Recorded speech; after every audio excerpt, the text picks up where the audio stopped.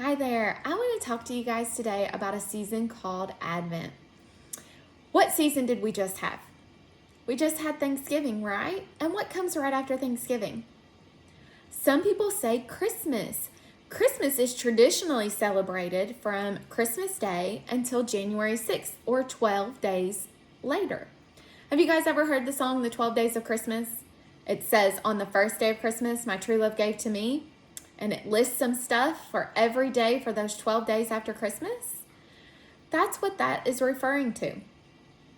The season that starts directly after Thanksgiving is called Advent. Advent means waiting patiently. It has specifically to do with waiting for the Messiah to come. Advent ends on Christmas Eve. When you think of Christmas, we think of the birth of Jesus. But what else is something that we do on Christmas Day? We open presents. And with opening presents, we have to wait and wait and wait. In learning to wait, we join with Christians who lived 100 years ago, 500 years ago, 1,000 years ago, and 2,000 years ago when Jesus was born. We are also waiting with people who lived 3,000 years ago. That's 1,000 years before Jesus was born. Those people who were waiting for Jesus to come for the first time, those who believed after Jesus was born in the manger and are waiting for him to come back again. All of history is involved in waiting. That's what Advent celebrates, our patience for the arrival of something very, very real and something very, very important. We are all involved in a story. It's God's story. It's ongoing. It involves now. It involves the beginning with Adam and Eve, who lived about 6,000 years ago. It involves the prophets of the Bible, most of whom prophesied between 2,000 and 3,000 years ago. It involves Jesus. It involves the start of the church and everything since. We live our lives and we have fun, going through good times and going through bad times. Through all those times, we know in our hearts that we are waiting for something. Something will change, something will improve, something will happen so that everything makes sense. God will show up in a way that we can all understand, and life will make perfect sense. Advent celebrates the coming of Jesus, his arrival here on the planet 2,000 years ago, and it also his return, which we hope will be soon. Right now, I'm going to show you guys a list. Does anybody know what this is? It's a scroll. It's a list on a very long sheet of paper. Woo, that's a long list. The last number on it is 75. So it has 75 things written on it. Let's see if I can read some of this stuff and see what we can figure out what it's a list of. It says Joseph, the son of Amos, the son of Jodah, the son of Ayer, the son of David, the son of Eber, the son of Noah, the son of Adam. What do we think this might be a list of? It's a list of names. The list of names, just a list, can be pretty boring at times. But did you know the Bible is full of lists? There are genealogies, which is someone's ancestors. There are lists of kings, lists of battles, lists and lists and lists. This is a list of ancestors going all the way back to Jesus. So it starts with Jesus, and then it has his father, his grandfather, his great-grandfather, and so on, all the way down. I won't read all the names. There's a lot on here. There's 75 names on here. But let's start with this top one. Does anybody remember who Joseph was? Joseph was Jesus's earthly father. All of the names on this list were generations between Jesus and Adam. Now, who was the last human ancestor of Jesus before God? You guys remember? It was Adam. Adam was the first person that God made, and Jesus descended from Adam. The first thing we need to do if we're going to celebrate Advent is to fully believe in the story God is unfolding on planet Earth.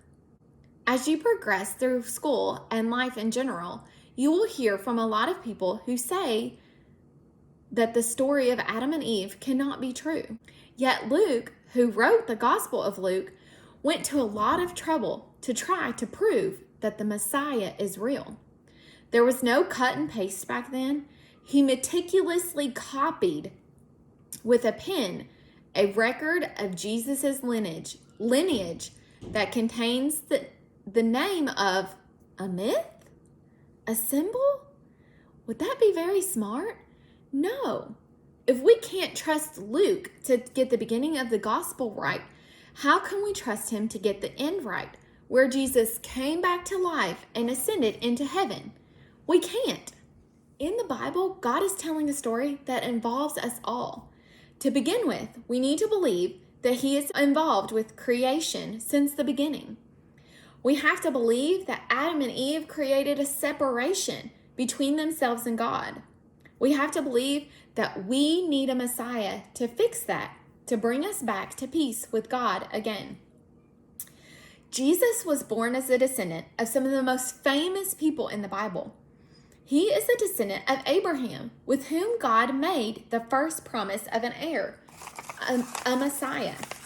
So let's see if we can find Abraham's name on this list.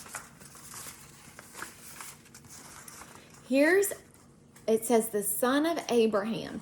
So that means Abraham's father was Terah, because it says the son of Terah, then the son of Abraham. So 55 generations ago, God told Abraham that the Messiah would come through him.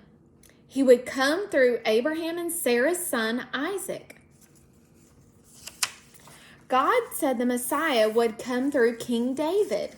So let's see if we can find King David. Here it says the son of David. So David was the son of Jesse. That's 43 generations.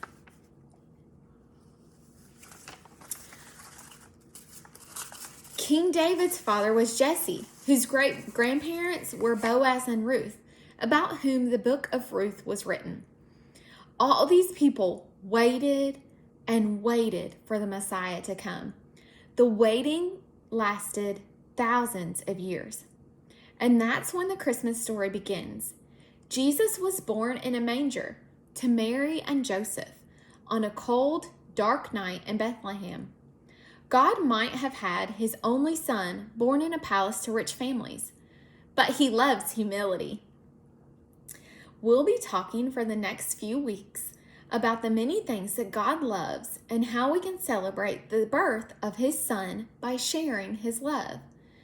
The first thing we can do is learn a little bit more about Advent by doing a craft.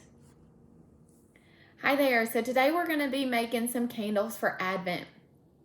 And this is just going to be a simple project, but feel free at home to be as elaborate as you want. You can make real greenery on a plate with real candles that you light every week, or you can just do the paper version like what we're going to do here. So if you picked up a packet from church, it's going to contain a sheet that has 4 pieces of greenery, and you're just going to cut those out as easy as you can. If you are very detailed and you want to cut out around the edges, feel free. It's just going to make it look a little bit different. I chose just to do a circle. Okay, so you'll need some greenery. If you do not have green construction paper and you didn't get to pick up a packet at church, feel free to use whatever color paper you have. If you just have white, you can draw your greenery and color it whatever color you would like. The idea is to have greenery for these candles to sit on. So if you're doing real candles, feel free. If you just want to do paper candles, these are included in your bag. You need 3 of one color and 1 of another. Ideally, you'd have 3 purple and 1 white, but if you have 1 pink and 3 purple, or 3 blue and 1 white, whatever color paper you have, like again, if you have white paper and you want to color them and cut them out, feel free to do that too. So 4 candles, 3 of one color and 1 of another. And then I did flames. So you'll also in your packet have a piece of yellow paper, a 1/4 piece of paper. And what I did is I drew some flames on my paper, and I just cut them out. And they're all different sizes and shapes. Just, you kind of want a flat spot at the bottom and pointy towards the top. And so I have 4 different flames there, okay? Then you'll need some glue or some tape, or if you're doing a real Advent with greenery and candles, you'll need a hot glue gun. Then you'll need scissors to cut it out. And I used a pencil to draw my flame. Let's get on to the project. All right, so I have all of my materials in front of me. We're gonna start with the greenery. So let's scoot everything else to the side. We're gonna need our glue stick and the top off of it. We're going to put some glue on the side of our greenery and glue them together. We're actually going to make a line of greenery. If you have paper at home and you want to make additional pieces of greenery, feel free, and you can actually make a wreath and make it round. But today I'm just going to make a line. Okay, so I have my 4 pieces of greenery glued together. I'm going to put my candles on. The white one, or the different color one, is going to be the third one. So you're going to count 1, 2, a different color, and then the same color on the last. So we're just going to glue these on. This is very quick and very simple. Just put a dot of glue in the middle. If you find your candles wanting to pop up, maybe put a piece of glue up at the top as well. Like up here. Just give it a quick push.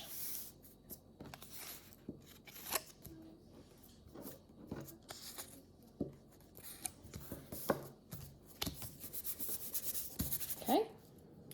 Now that we have the candles on our greenery, we are going to write a word on each one of our candles.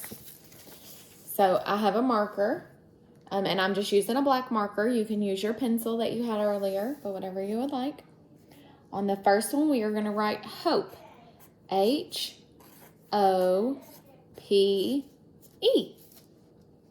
On the second one, we are going to write preparation. P-R-E-P-A-R-A-T-I-O-N. That's a long word. The third one, the white one, we are going to write joy. J-O-Y. And on the last one, we are going to write love. L-O-V-E.